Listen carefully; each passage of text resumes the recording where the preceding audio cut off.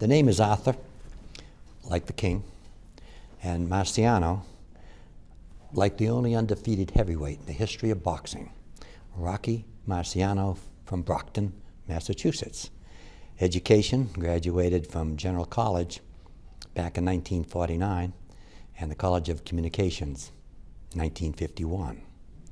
Walked away, educated. Not so bright, but educated. Been very lucky all my life. I know that a lot of people have tough going and all kinds of problems. I was just the opposite.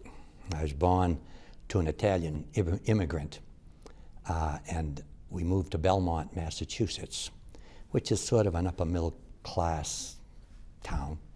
And I went to school and played and had a wonderful time in my upbringing. I didn't have a lot of problems and didn't take drugs and didn't do all the things that some people get involved with. So here I am in pretty good health, and then I went to Boston University, of course. After graduating from Belmont High School, I was lucky because I immediately enlisted in the Navy. And my mother was a great cook, you know. And like many Italian women are, and many women in general are. So I said, well, the Navy, you get on a boat, a ship, and they bring their own food. So that was the thing that caused me to join the Navy. So what did they do? They stationed me in Guam, and I was in Guam for 13 months. But because I was overseas, my points, they had points, and after so many points you get discharged. After 24 points, I think it was, you get discharged. And I made double points because I was overseas most of the time, so I was released and honorably. And I went to college without having an interruption. So at about 19, I went to college, and here I am, a few years later, many years later. Matter of fact, quite a long time later.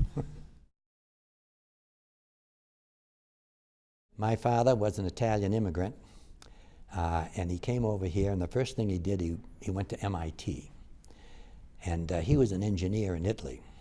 He came here and he developed a hydrant, which was a special hydrant, and he went around to all the cities and he sold this hydrant to them, and it's a special size and easy to install and easy to get at. And it wasn't as big as some of the other hydrants. Maybe that's bad for the dogs, I don't know. But in any case, he had good luck in selling these hydrants, so they must have been very, very good. And so that was his business. And he was, had formed a machine and valve company to make all the structures and the pipes that go out of these hydrants and all of that. So he became a manufacturer, a salesman, and turned out to be highly successful for a man that came here at the age of 17 and never knew the language very well. My mother, of course, was born here, and she had 4 children, 3 boys and a girl, and it was a pretty good life for us, you know. And so that's about all I have to say on that, I guess. Having been overseas, to go back a little bit, for quite a while, 13, 14 months, and I was really a homebody, and I was very young. I came here and I wanted to get educated, and I wanted to be close. I didn't want to go to Indiana or to Florida or to California or any other school. I said, well, let me try for a school here. And I must admit, I tried for Harvard first. And they wanted to take me, but they said, well, it might be a year. I said, okay, all right, let's put it in the file. And then I came to Boston University, and everyone had to take an exam. So I guess I passed it, and they said, we can take you. And they didn't say, when can you start? But the next semester, they could take me. First, I went to General College, and that was fabulous. It brought the history of man and literature and art right up from the 18th century to present. And it taught you an awful lot. When I went to the communication school, this was really very helpful, because what you're doing now is communicating. What I'm doing now is communicating. When you tell a joke, give a speech, or just talk to a friend, you're communicating. And that's the thing that this gave me. So I was able to communicate, and I was able to collect thoughts. I think college gives you the ability to formulate thoughts. I'm talking now without notes. I'm talking off the cuff. May not be too good, but I'm talking anyway. I made a suggestion that they, at the college, General College, that they start or have a winter carnival. Now, we at that time were removed from the main college. We were out in Copley Square. The main college was on Commonwealth Avenue at that time. Still is, I guess. And so they said, hey, great idea, you got the job. I said, but, you got the job, okay. It was my idea. Now, imagine a 20-year-old having to form committees, having to get a location where they had skiing, ice skating, and a lodge. Imagine a guy trying to get people without pay to work and cover ticket sales and stuff like that.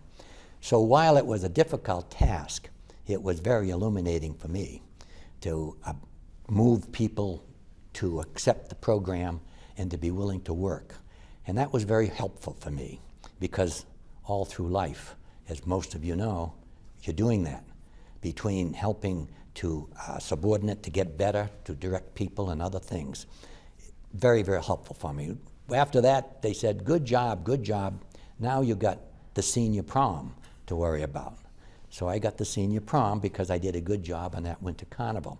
In the meantime, what I didn't know was that we sold so many tickets at both the prom and the winter carnival that we gave an outlandish gift to the school when we graduated that year.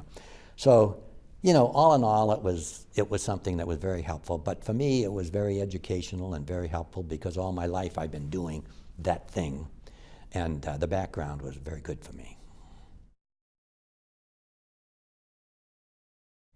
I have met several of the professors, and I think they have managed to upgrade substantially their core educators. I think that's the first thing they did. The second thing they did, and maybe they go together, they've increased the acumen of the students. They're brighter, they're quicker, and they seem younger to me too. But they really improved. I would guess that I couldn't even get into the school now. I think one of the main things that I enjoyed about Boston University was not necessarily the classes, because that was work, but after class, between class, they had a ping pong table, and we used to play ping pong, and we used to discuss things.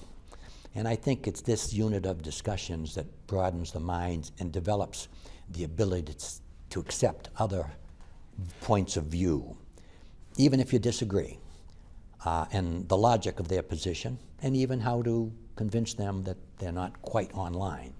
But in any case, the back and forth with other students is really one of the parts of education that I think not everybody takes advantage of.